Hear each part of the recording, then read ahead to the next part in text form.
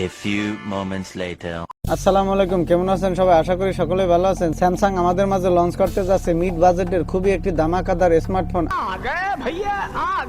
আর এই স্মার্টফোনটি হচ্ছে Samsung Galaxy A52s। আর আজকের ভিডিওতে আমরা আলোচনা করব স্যামসাং গ্যালাক্সি A52s এই ফোনটির ফুল ডিটেইলস ও খুঁটিনাটি বিষয় নিয়ে।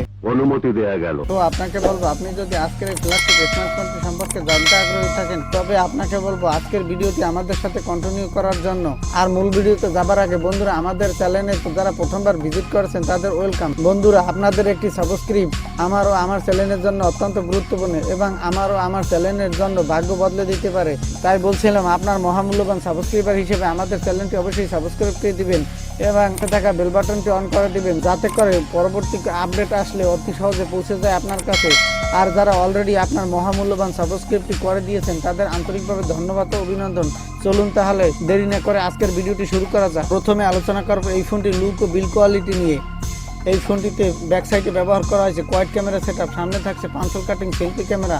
এই ফোনটির সামনে ও পিছনে ব্যবহার করা হয়েছে গ্লাসের প্রোটেকশন, যার ফলে ফোনটি হাতে নিলে একটি দুর্দান্ত হ্যান্ডসন ফিল পাওয়া যাবে। এই ফোনটিতে আরও ব্যবহার করা হয়েছে ইউএসবি টাইপ সি পোর্ট, সাথে থাকে সাউন্ড স্পিকার এবং আরও থাকছে 3.5 মিলিমিটার একটি অডিও জ্যাক। এই ফোনটির হাই সিকিউরিটির জন্য ব্যবহার করা হয়েছে ইন ডিসপ্লে ফিঙ্গার সেন্সর এবং এই ফোনটির ডিসপ্লে সিকিউরিটির জন্য ব্যবহার করা হয়েছে গরিলা গ্লাসের প্রোটেকশন হিসেবে গরিলা 6 এর প্রোটেকশন।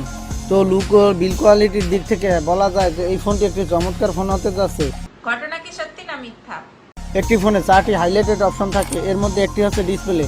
এই ফোনটিতে ডিসপ্লে হিসেবে ব্যবহার করা হয়েছে 6.5 ইঞ্চি মাপের সুপার অ্যামোলেড প্যানেল। এই প্যানেলটি হতে যাচ্ছে 90 হার্টজের refresh rate, full HD plus রেজুলেশনের ডিসপ্লে। এই ডিসপ্লেটি হতে যাচ্ছে HDR10+ সাপোর্টেড। এই ডিসপ্লে কালার ও ব্রাইটনেস এর গুড কম্বিনেশন থাকবে, যার ফলে ডিসপ্লেটি দেখতে যেমন ভালো লাগবে তেমনি এর সানলাইট ও গুড পারফরমেন্স পাওয়া যাবে।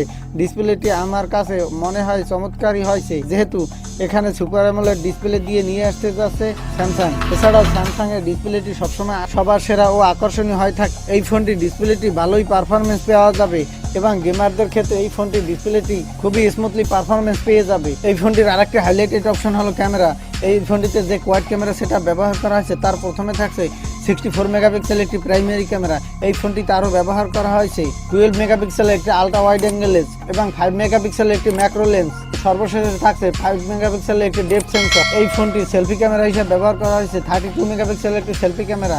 এই ফোনটির ব্যাক সাইডের ক্যামেরা দিয়ে 4K রেজুলেশনের ভিডিও রেকর্ড করা যাবে এবং এই ফোনটির ফ্রন্ট ক্যামেরা দিয়ে 4K রেজুলেশনের ভিডিও রেকর্ড করার সাপোর্ট দেওয়া হবে। আমার কাছে ক্যামেরাটি খুবই চমৎকার মনে হয়েছে, কারণ স্যামসাং এর ক্যামেরা সবসময় আকর্ষণীয় এবং দুর্দান্ত হয়ে থাকে। এছাড়াও এই ফোনটির সামনে ও পেছনে ব্যবহার করা হয়েছে ওয়াইএস, যার ফলে আপনি এই ফোনটি দিয়ে থেকে নড়াচড়া অবস্থায় দুর্দান্ত স্টাইলিশ ভিডিও রেকর্ড করতে পারবেন। এই ফোনটির আরেকটি মূল হাইলাইটের অপশন হলো প্রসেসর। এই ফোনটিতে প্রসেসর হিসেবে ব্যবহার করা হয়েছে স্ন্যাপড্রাগনের 778G প্রসেসর, যেটা হলো স্ন্যাপড্রাগনের খুবই দুর্দান্ত একটি 5G প্রসেসর। এটা হলো স্ন্যাপড্রাগনের খুবই জনপ্রিয় একটি প্রসেসর। এই প্রসেসরটি মিড বাজেটের প্রায় ফোনেই দিয়ে থাকে।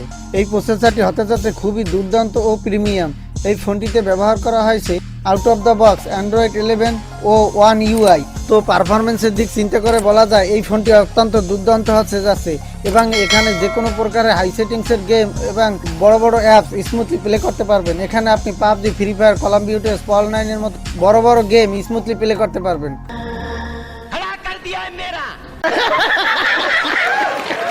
এই ফোনটিতে ব্যবহার করা হয়েছে dual SIM standby 5G supported, সাথে থাকছে এসডি কার্ড 16, যাতে করে আপনি 512 GB পর্যন্ত স্টোরেজ বাড়িয়ে নিতে পারবেন।